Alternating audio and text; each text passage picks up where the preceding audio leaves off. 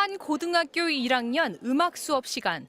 한 학생은 돌연 선생님에게 섹시한 걸 보여주겠다고 말하더니 자신의 웃옷을 벗는 신용을 시작했습니다. 출석 정지 열흘에 특별교육 20시간 징계를 받은 학생은 성희롱이 아니라고 소송까지 냈지만 법원은 선생님이라는 이유만으로 부적절한 성적 언동을 참아내야 한다고 볼 수 없다며 징계가 정당하다고 봤습니다. 학생들의 성희롱은 대상을 가리지 않았습니다. 코로나19가 한창이던 지난 2021년 중학교 2학년 담임 선생님의 재택 화상 수업. 화면 뒤편으로 선생님의 딸이 지나가자 대화창에 반 학생이 딸들을 향해 자위 행위를 뜻하는 속어를 내뱉었습니다. 그리고 이 화면을 캡처해 단체 대화방에서 돌려보기까지 했습니다. 이 학생은 반을 옮기라는 징계를 받았지만 재판 결과 이 처분은 취소됐습니다. 학생에게 해명 기회를 제대로 주지 않아 절차를 어겼다는 이유였습니다. 절차적 과자들이 생겨서 징계를 받은 것조차도 학교가 패소하는 일들이 상당수 있는데 법규적인 보완이 상당히 필요한 상황입니다. 폭로를 빙자하며 SNS로 선생님을 향해 욕설을 퍼부은 신종 교권 침해 유형도 있었습니다.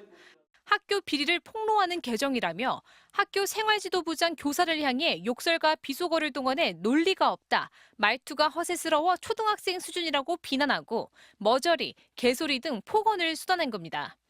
이 학생에게 내려진 출석 정지 5일의 징계도 법원에서 역시 뒤집혀 취소됐습니다. 학생의 해명 기회가 충분하지 않았고 학생의 거친 표현은 학교의 급식 정책에 대해 불만을 표시하다 나온 것이지 교육활동, 즉 수업 중 교권을 침해한 것이 아니라는 이유였습니다. MBC 뉴스 이유경입니다.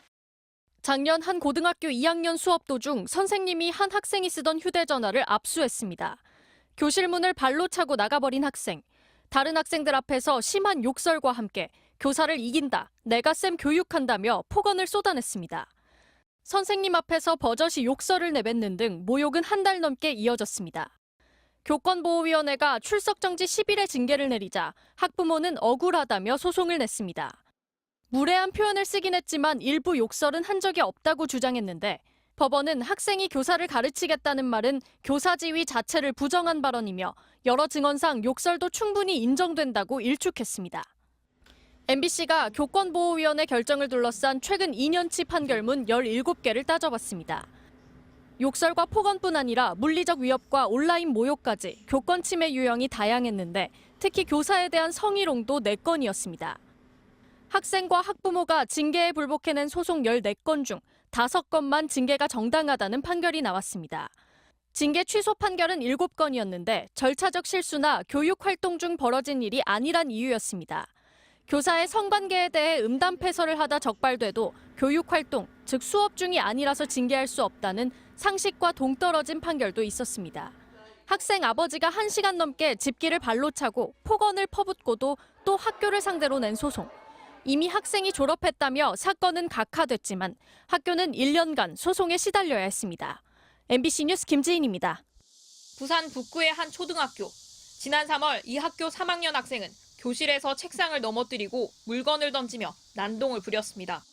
학교 측은 이 학생에 대해 미술 치료와 상담을 진행했지만 효과는 없었습니다. 석 달 뒤인 지난달 12일 40대 담임 선생님이 수업을 하고 있었습니다. 도중에 이 학생의 소란이 시작됐고 선생님이 제지하자 아이는 창문 쪽으로 뛰어갔습니다. 선생님이 다시 막아서자 학생은 선생님의 다리를 발로 차고 얼굴과 몸을 마구 때린 겁니다. 피해 교사는 가슴뼈가 부러지는 전치 3주의 부상을 입었습니다. 해당 학생이 교사를 폭행하는 일이 잇따랐지만 교권보호위원회는 열리지 않았습니다.